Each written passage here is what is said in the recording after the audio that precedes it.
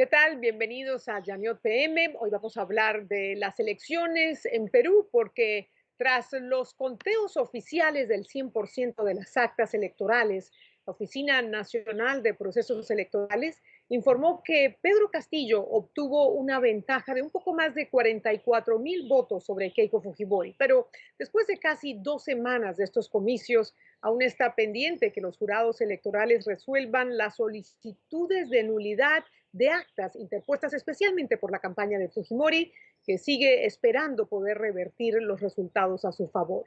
De no ganar, Keiko Fujimori enfrentaría un juicio con una eventual pena de 30 años de cárcel por corrupción.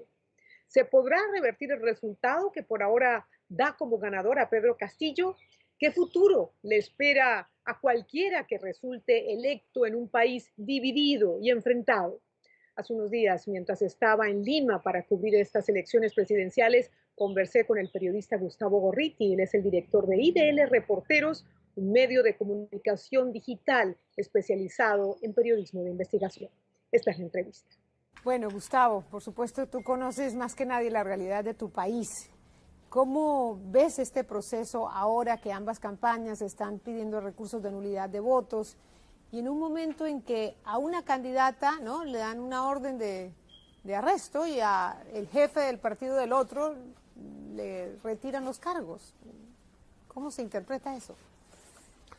Eso es como parte del gran proceso de confusión, volatilidad, yo diría desorden cognitivo en el que se ha desarrollado todo el proceso electoral y que tiene una causa básica, que ha sido la peste, la pandemia.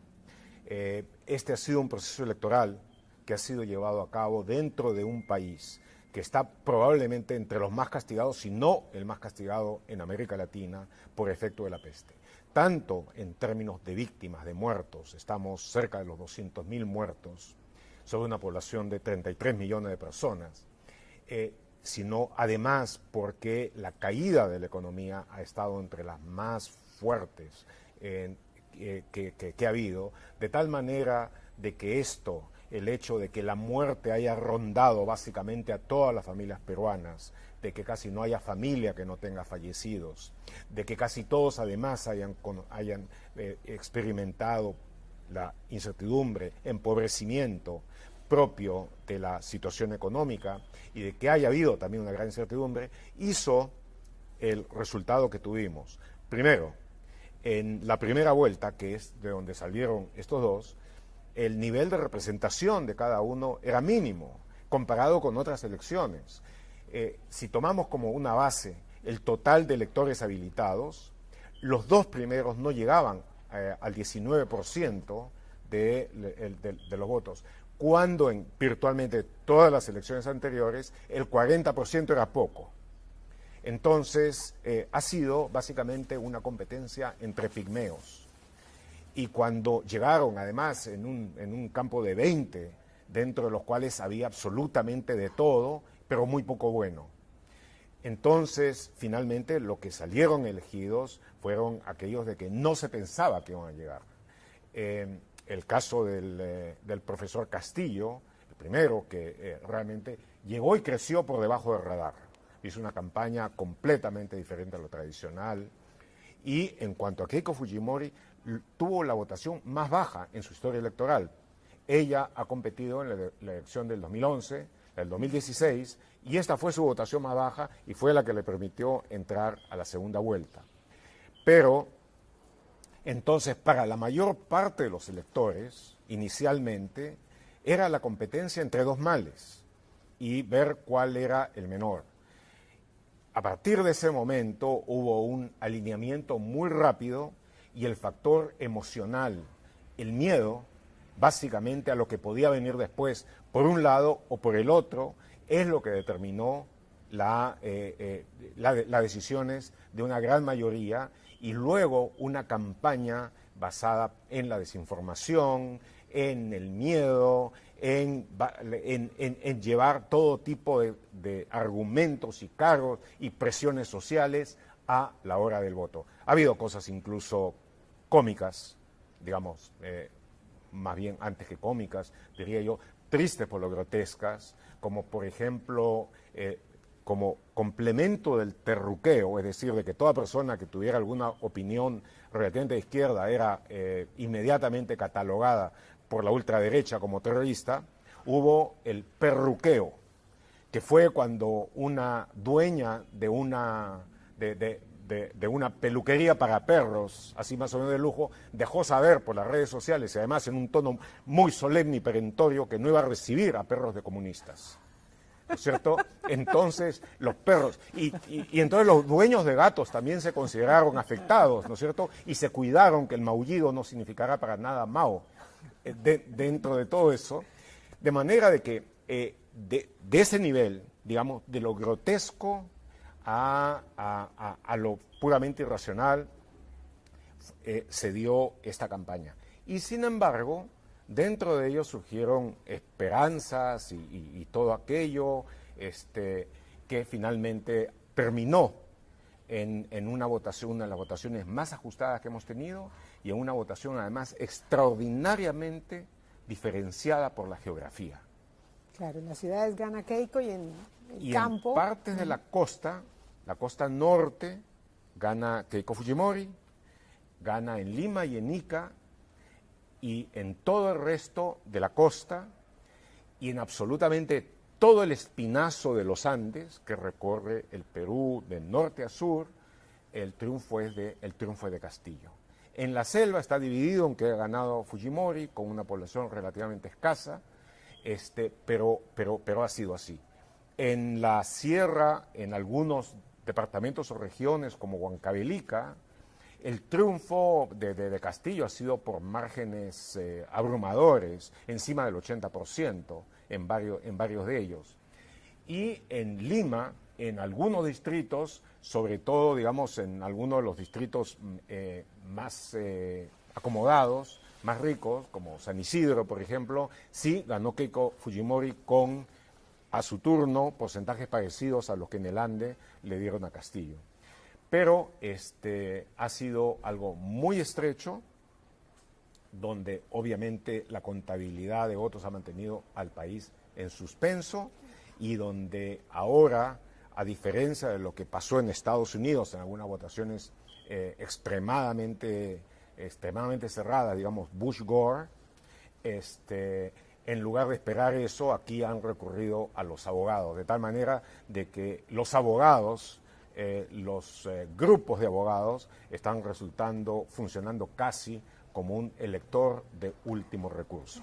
¿Y tú crees que cuando se resuelvan todas estas controversias en torno a los votos impugnados, sí, a las actas observadas, el resultado va a cambiar? ¿Hay posibilidad? Teóricamente la hay. En la práctica lo estimo difícil. Había una posibilidad de que con los votos del extranjero el resultado se alterara, porque siempre ha estado siempre ha sido muy estrecho. Había una posibilidad de que, examinando las actas impugnadas de la votación, el resultado pudiera cambiar. Pero ahora que se ha pedido de que se anule la votación de una cantidad grande de mesas electorales, lo más probable es de que haya una argumentación que puede llegar a ser enardecida, casi incandescente, pero que desde el punto de vista argumentativo difícilmente va a significar cambios en los resultados totales. Lo único que va a hacer es prolongar el proceso. Prolongar el proceso, con ello la volatilidad de la situación, las posibilidades de confrontación entre los grupos y la dificultad en ese ambiente creciente de polarización de un grupo aceptar la victoria del otro. ¿Tú anticipas con esta espera que los ánimos se enardezcan, que la tensión escale, que haya enfrentamiento en las calles? Es lo más probable, porque no va a ser una espera serena. Estoy seguro de que los contendientes no van a entrar en cursos de meditación, ni van a estar repitiendo mantras, sino por lo contrario, van a estar sacando argumentos, algunos totalmente descabellados y otros que la situación ofrece. Porque lo que sucede es de que tenemos entre los contendientes la candidata Keiko Fujimori, había sido sometido a una larga investigación fiscal y había sido objeto de una firme acusación fiscal por organización criminal, lavado de dinero, entre otras cosas, en la que el fiscal pedía una pena de 30 años. Y el juicio estaba por empezar. Entonces, en el caso que ella hubiera sido electa, este juicio hubiera tenido que esperar 5 años con todo lo que puede pasar en 5 años. Si no es electa, en lugar de ir a Palacio de Gobierno, va a ir directamente al juicio. Perdóname que te interrumpa. Sí. Y hoy un juez pidió... No, un fiscal. Un fiscal, perdón. El fiscal que está a cargo de esto pidió de que por haber violado los términos en los que le habían dado la comparecencia y todo aquello, se pasara a la prisión preventiva, porque ha estado con gente a su lado que había recibido instrucciones de no tener relaciones con ellos. Entonces, yo no creo probable de que el juez acepte la petición del fiscal, porque hacerlo en estos momentos sería por lo menos torpe, en una situación tan cargada como la actual. Pero, como te decía, en el otro lado, en Perú Libre, donde lo que tú tienes es la situación no del todo normal, de que el candidato Pedro Castillo, el candidato para la presidencia, no pertenece a ese partido, sino fue invitado a ser candidato por Perú Libre cuando el jefe de ese partido, el ex gobernador de Junín, Vladimir Cerrón, fue condenado por corrupción e inhabilitado para cuestión de cargo público. Entonces, le pidieron a este profesor de Cajamarca entrar como candidato, sabiendo que había sido dirigente de una conocida huelga magisterial el 2017. Y él aceptó y ganó. Pero mientras tanto, ahora, en toda esta circunstancia, un juez de un departamento al que no le correspondía en principio ver la cosa, acordó, ante un pedido constitucional de habeas corpus, ordenar de que se anule la sentencia condenatoria. Por supuesto de que eso ha creado reacciones iracundas, sobre todo de un lado, pero además la Corte Suprema ha ordenado investigar a ese juez y lo más probable es de que esa medida sea finalmente cancelada. Pero ya tuvo el aspecto político de enardecer aún más los ánimos. Y es en esa circunstancia, en esa situación, en la que estamos marchando hacia esto. Es un momento, como digo, volátil, difícil, donde la racionalidad cuenta poco. Ambos candidatos, a instancias del cardenal peruano Pedro Barreto y de otras personas, suscribieron lo que se llamó una proclama democrática en la que juraron defender especificadamente, detalladamente, los valores fundamentales de la democracia, ¿cierto? Hasta este momento parecen ya estarse olvidando de aquel juramento solemne. Keiko Fujimori a su turno también hizo un segundo juramento por si fuera necesario ante Mario Vargas Llosa en Arequipa, también comprometiéndose a un conjunto de cosas y además dijo de que en el caso de ser derrotada iba a reconocer sin problemas eso. La situación obviamente no es aquella que fue prometida en el juramento, y yo diría de que para ponerlo más allá de las anécdotas y de la grotesquería que puede haber en todas estas cosas, el problema central de todo esto es de que hay un peligro efectivo para la democracia en Perú. Hay un peligro efectivo, salga quien salga. Y entonces, en toda esa circunstancia, una de las cosas fundamentales para la sociedad civil va a ser mantenerse extremadamente vigilante respecto de lo que puedan hacer cada uno de estos gobiernos, porque cada uno representa peligros por su cuenta. Cuando tú hablas de peligro para la democracia, ¿piensas en una acción militar o piensas en que van a disolver el Congreso, aunque aquí, pues después de 2 rechazos de apoyo al gabinete constitucional? Pero cuando hablas de peligro, ¿en qué estás pensando? Depende de quién esté en el gobierno. En el caso que sea Castillo, por ejemplo, donde ha habido ese pedido que parece ser también casi un reflejo en todos los grupos de izquierda, de pedir una nueva constitución, casi como si una constitución básicamente arreglara los problemas por su sola existencia, el pedirlo y el buscar de que rápidamente el pueblo, porque en su discurso hay muchas referencias al pueblo como la instancia suprema y más sabia, sin decir exactamente qué consiste ese pueblo, entonces de que se busque, existe el peligro que se quiera apurar rompiendo lo que está previsto en la actual Constitución. Y él se ha comprometido y ha jurado no salir de los términos que hay dentro de la actual Constitución para llevar a cabo cambios constitucionales, entre los cuales el llamar a una asamblea constituyente. Ese es uno de los problemas, y lo otro, por supuesto, es llevar a cabo una serie de medidas basadas en la presión de grupos, lo que pueden llamar el pueblo, que de una u otra manera, al dañar o perjudicar una marcha de la economía que, excepto la caída brutal de la pandemia en el Perú, en términos generales, funcionó macroeconómicamente bien, de que todo eso provoque medidas de miedo, de respuesta irracional, de un descenso en violencia, en confrontaciones, de las cuales puedan salir eventualmente algunas circunstancias, grupos, fuerzas que lleven al fin de la democracia. En el caso de Keiko Fujimori, es básicamente la cooptación de como lo hizo su padre, como intentó hacerlo a través de la mayoría parlamentaria que tuvo del 2016 a este año, hasta el 2020, perdón, 2019, de intentar cooptar los otros poderes del Estado para controlarlos.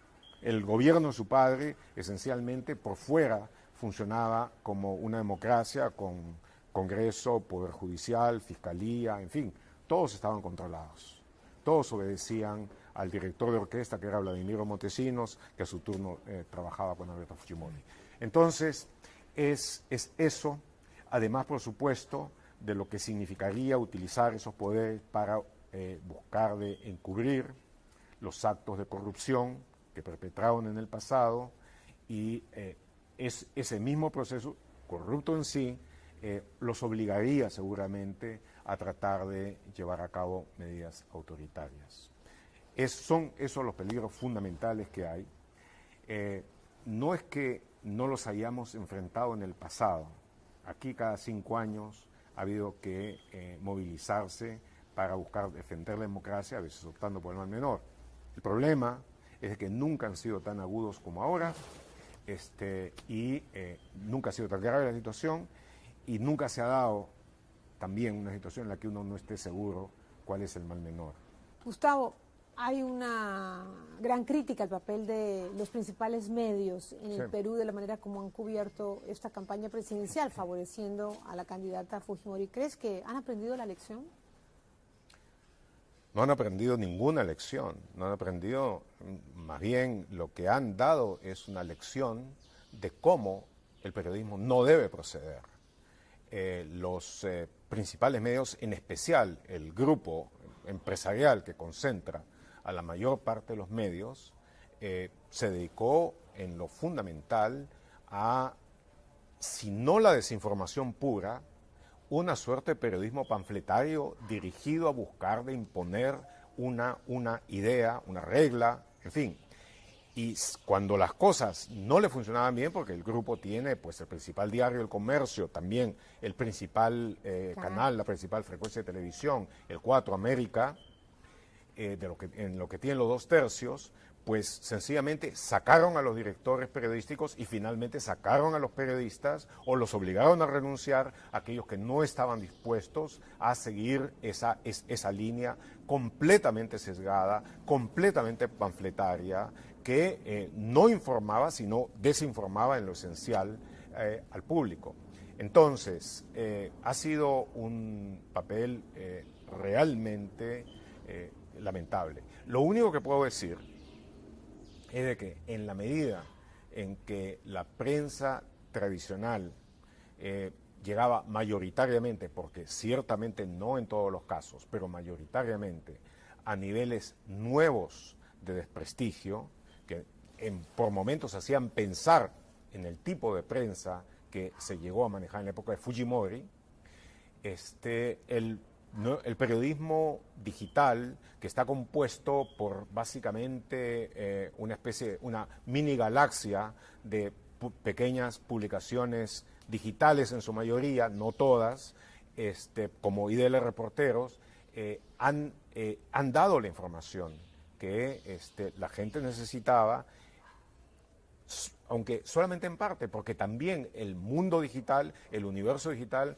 estuvo también infestado por troles, por todo tipo de desinformación, por todo tipo de ataques.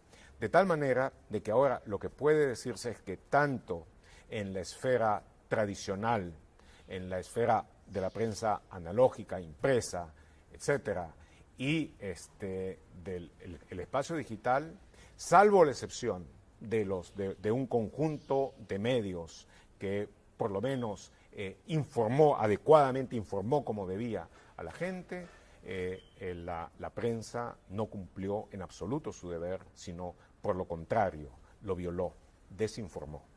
Gustavo, tú, al ser víctima de la persecución, del acoso del gobierno Fujimori, ya sé que el conteo le da una ventaja a Castillo, pero como tú decías, numéricamente existe la posibilidad de que se revierta, en fin, de que sí, estos jurados no anulen votos y sí, todavía hay mucho en juego. ¿Crees que la historia tú personalmente cómo lo vivirías, cómo lo sientes, cómo lo anticipas? Primero, permíteme decirte que no me considero víctima. Fui objetivo de ataque y fui atacado. Resistí, respondí, sobreviví y por último pude estar en el momento en que eran derrocados y luego pude asistir a los juicios en los que tanto Montesinos como Fujimori estaban ya presos y a punto de ser sentenciados, entre otras razones por mi secuestro. De tal manera que víctima no me considero. Y pues nada, y si toca enfrentar de nuevo a una versión renovada del fujimorismo, que empiece con glucosa, que empiece con sacarina y luego poco a poco vaya sacando su carácter real, el que demostraron en algunos momentos a partir del 2016, pues lo que voy a hacer es lo que he hecho todo el tiempo, solamente que con más intensidad, periodismo de investigación a fondo, periodismo que saque a la luz aquello que gente fuerte, gente poderosa quiere ocultar y que el pueblo, en este caso en el sentido más estricto del término, los ciudadanos, la ciudadanía, deben conocer para estar bien informados sobre quiénes gobiernan y sobre su destino. Eso lo he hecho todo el tiempo. Lo he hecho todos estos años, no ha sido una ruta grata en todo momento, de tal manera que estamos, en nivel de reporteros, estoy acostumbrado a enfrentar situaciones difíciles y a esta edad, a estos años, después de todo esto, no voy a eludir, si es necesario, si es indispensable, enfrentar esto una vez más, aunque sea peor. Naturalmente, preferiría paz, preferiría tranquilidad, preferiría la posibilidad de dedicarme a escribir memorias o novelas y otras cosas junto con la idea de reporteros, pero uno vive el tiempo, lo que el tiempo le da, su tiempo, uno vive su destino y lo vive de la mejor manera que puede. Maravilloso. No vas a claudicar y si te agarra con más experiencia. Agarran con más experiencia y con más capacidad de contragolpear. Por ahora, ambos candidatos siguen convocando a sus seguidores a movilizarse en las calles en medio de una pandemia que sigue causando estragos con más de 2 millones de contagiados y casi 200,000 muertes. Al conocerse los resultados recientes, hay algunas voces disonantes que piden anular las elecciones y desconocer estos resultados, algo muy criticado. Pero muchos coinciden en que se debe respetar la voluntad popular y aceptar la decisión del Jurado Nacional de Elecciones, que finalmente es la máxima autoridad electoral del Perú y que tiene que ganarse la confianza para despejar algunas dudas y suspicacias. Finalmente, la decisión sobre el nuevo presidente del Perú parece estar en manos de los jueces electorales y el lado que resulte perdedor va a sentir que le hicieron trampa, porque ambas campañas han hecho declaraciones que han enturbiado el ambiente político y eso en un país tan polarizado donde hay tanto en juego es demasiado peligroso. Gracias por acompañarnos nuevamente en Yaniot PM. Recuerden que nos pueden seguir en nuestro sitio en la web univisionnoticias.com. Hasta la próxima.